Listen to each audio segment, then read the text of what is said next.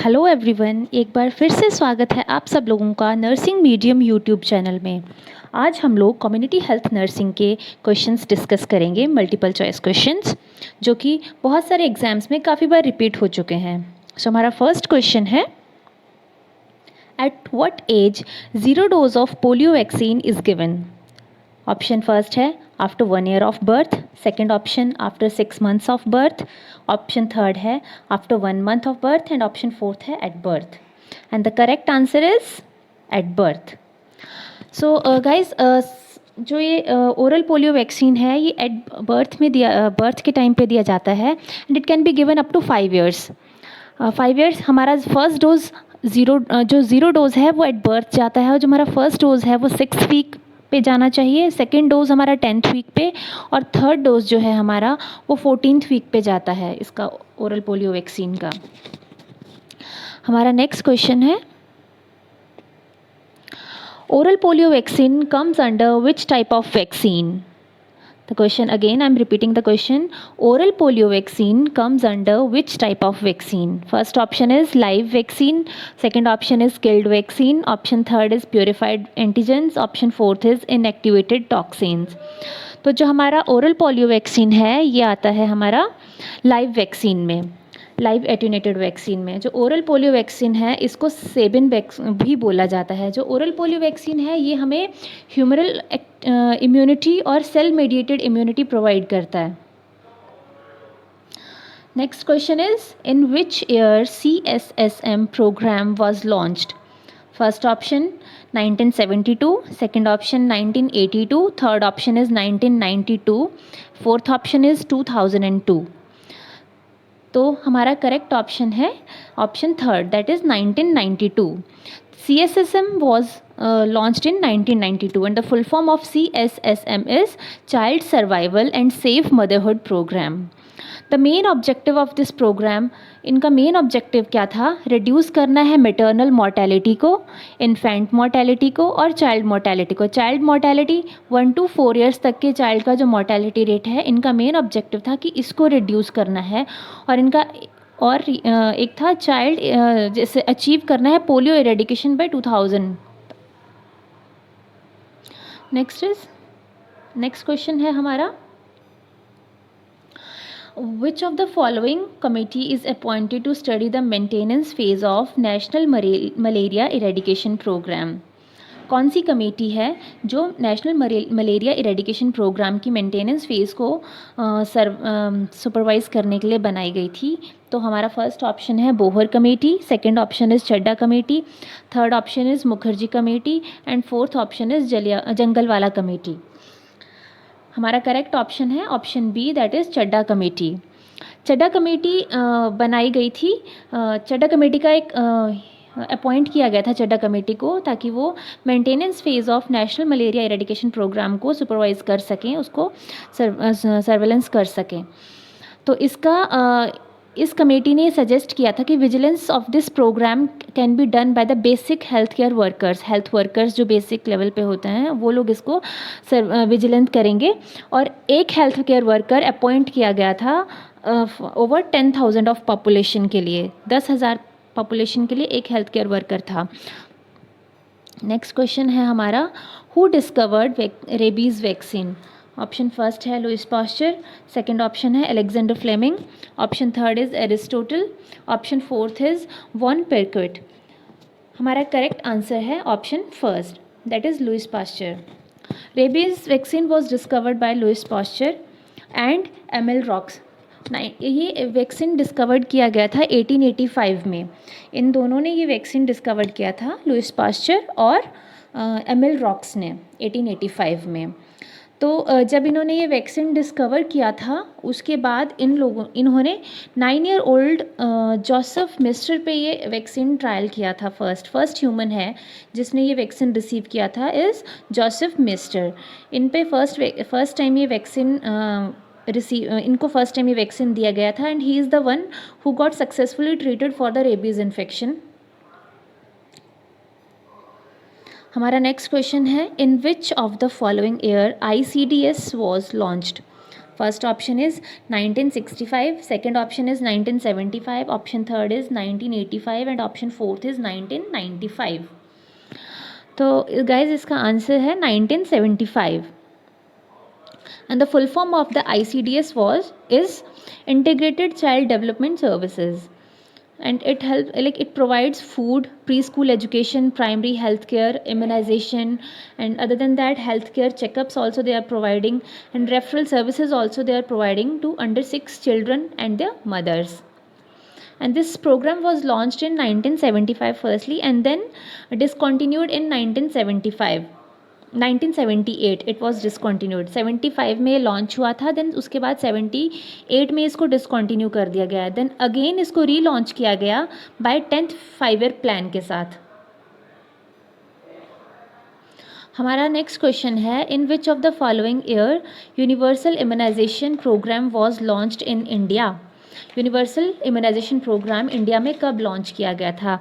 Option first है 1955, second है 1965, third option है 1975, फोर्थ ऑप्शन है 1985. तो ये प्रोग्राम इंडिया में लॉन्च किया था 1985 में.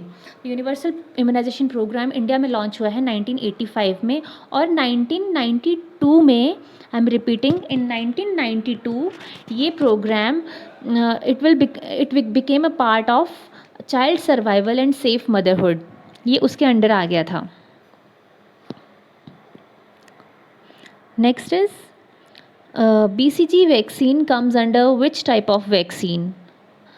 ऑप्शन फर्स्ट है live vaccine, second killed vaccine, third purified antigen, fourth is inactivated toxins. BCG vaccine is a live vaccine. Correct answer is a live vaccine because it contain live bacteria which will stimulate the immune system. हमारा next question है, in which of the following year national malaria control programme was launched. National malaria control programme किस साल में launch किया गया था. First option है 1953, second is 1963, third option is 1973 and fourth option is 1983. हमारा करेक्ट आंसर है 1953. National malaria eradication programme control programme 1953 में लॉन्च किया गया था और इसकी एक्टिविटीज़ थी इंसेक्टिसाइडल रेजिड्यूल स्प्रे करवाना विद DDT, मॉनिटर करना और सर्वेलेंस करना केसेस का और ट्रीटमेंट करना पेशेंट्स का, जो केसेस डिटेक्ट हो रहे हैं उनका ट्रीटमेंट करना इस प्रोग्राम के अंडर आता था. नेक्स्ट क्वेश्चन है, in which of the following year national rural health mission was launched. National rural health mission, जो कि अब नेशनल हेल्थ मिशन है, वो कब लॉन्च किया गया था. फर्स्ट ऑप्शन है April 10th 2005, April 11th 2005, third option है April 12th 2005 and fourth option is April 13th 2005. And guys correct option है हमारा option 3, that is April 12th 2005. National rural mission 12 अप्रैल 2005 को लॉन्च किया गया था और इनके अकॉर्डिंग जो हमारे रूरल हेल्थ पॉपुलेशन है उन लोगों को क्वालिटी केयर, अफोर्डेबल और एसेसिबल केयर प्रोवाइड करवाना था. एंड अपार्ट फ्रॉम दिस इनका काम और था प्रिवेंट करना है और कंट्रोल करना है कम्युनिकेबल और नॉन कम्युनिकेबल डिजीज़ को इन रूरल एरियाज़ में. Next question is, in which of the following year National Program for Control of Blindness was launched. First option is 1966, second is 1976, third is 1986 and fourth option is 1996. And the correct answer is option second, that is 1976. National Program for Control of Blindness launch किया गया था 1976 में to reduce the prevalence of blindness. Next है हमारा question, how much population is covered under sub centre in hilly areas. Question में specifically mention किया गया है कि सब सेंटर में इन हिली एरियाज़ में सब सेंटर के अंडर कितने पॉपुलेशन आती है. ऑप्शन फर्स्ट है 2000, सेकंड है 3000, फोर्थ ऑप्शन है 4000 एंड थर्ड ऑप्शन है 4000 एंड फोर्थ ऑप्शन है 5000. तो इसका करेक्ट आंसर है 3000.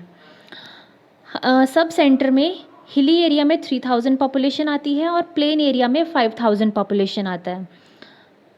PHC में प्लेन एरिया में 30,000 पॉपुलेशन और हिली एरिया में 20,000 पॉपुलेशन आती है.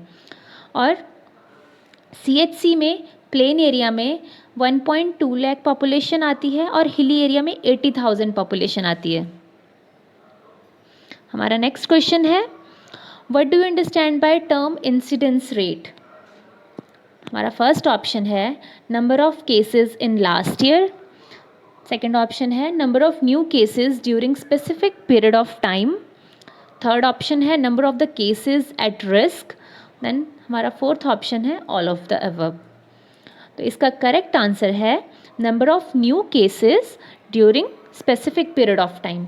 तो गाइस इंसिडेंस रेट का मतलब है नंबर ऑफ न्यू केसेस कितने अराइज हो रहे हैं एक स्पेसिफिक पीरियड ऑफ टाइम में, ना गिवन पॉपुलेशन जो हमारी है उसमें, that is the incidence rate. हमारा 14th क्वेश्चन है, while screening the patients the case detection in community is also known as, first option is prescriptive screening, option second is prospective screening, option third is mass screening, option fourth is selective screening. इसका correct answer है prescriptive screening. Prescriptive screening is or case detection is done for the benefit of the individuals, those who are participating in a program. ये identify करता है unrecognised disease को in which it does not arise from the patient's request, patient side से नहीं, ये normally ही cases को detect करने के लिए मेथड अडॉप्ट किया जाता है गिवन पॉपुलेशन में से। एन एग्जांपल अगर हम ले तो जैसे न्यूनेटल स्क्रीनिंग करते हैं, ज़रूरी नहीं है कि वो प्रॉब्लम के साथ आएंगे तभी हम स्क्रीन करेंगे। In order to detect the cases तो हम उसकी प्रिस्क्रिप्टिव स्क्रीनिंग करते हैं और केस डिटेक्शन मेथड को हम यूज़ करते हैं। नेक्स्ट क्वेश्चन है हमारा, when the last case of small pox occurred in India? First option is May 24th, 1975. Second option is June 24th, 1975. Option third is July 24th, 1975. Option fourth is August 24th, 1975. हमारा correct answer है May 24th, 1975।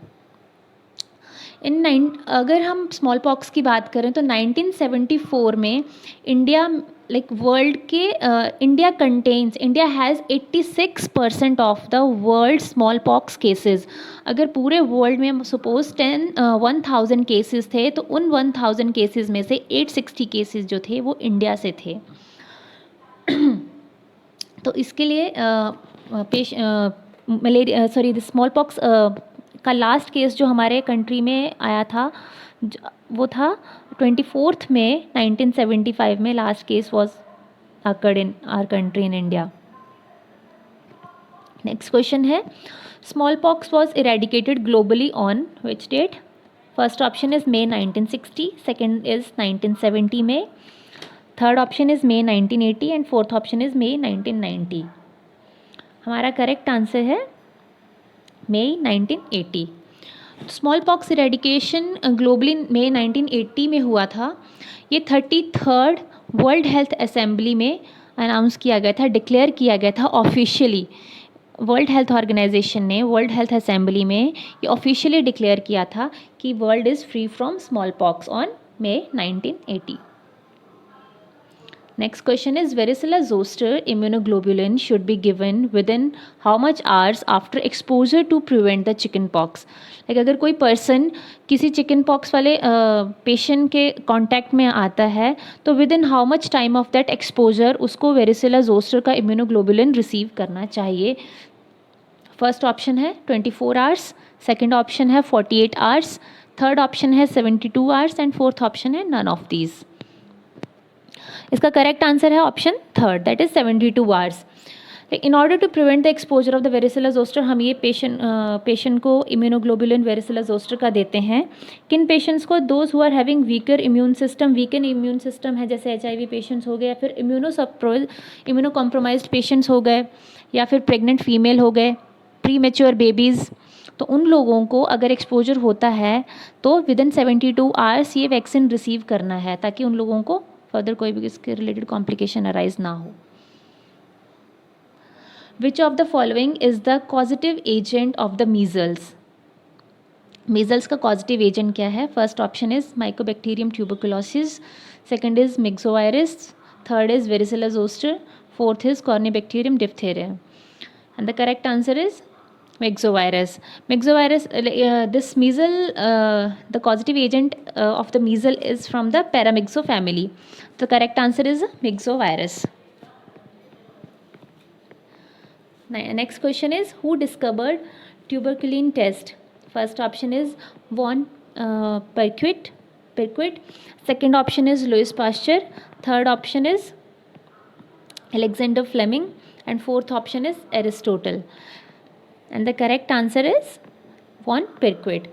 He discovered the tuberculin test. And next question is, when diarrheal disease control program was started? First option is 1968, second option is 1978, third option is 1988, and fourth option is 1998. And the correct answer of this question is 1978. Like, in order to reduce the mortality or malnourishment due to diarrheal disease, this program was launched in 1978. Like, mall nourishment से और mortality reduce करने के लिए इस programme को launch किया गया था. इसमें ये लोग ORS प्रोवाइड करते थे पेशेंट्स को और ट्रेनिंग दी जाती थी ट्रीटमेंट और prevention of the diarrhoeal disease के लिए, ताकि इससे रिलेटेड कोई भी मोर्टेलिटी ना हो बच्चों में. Guys, this is and thank you so much for watching this video, and please don't forget to subscribe my channel for new videos.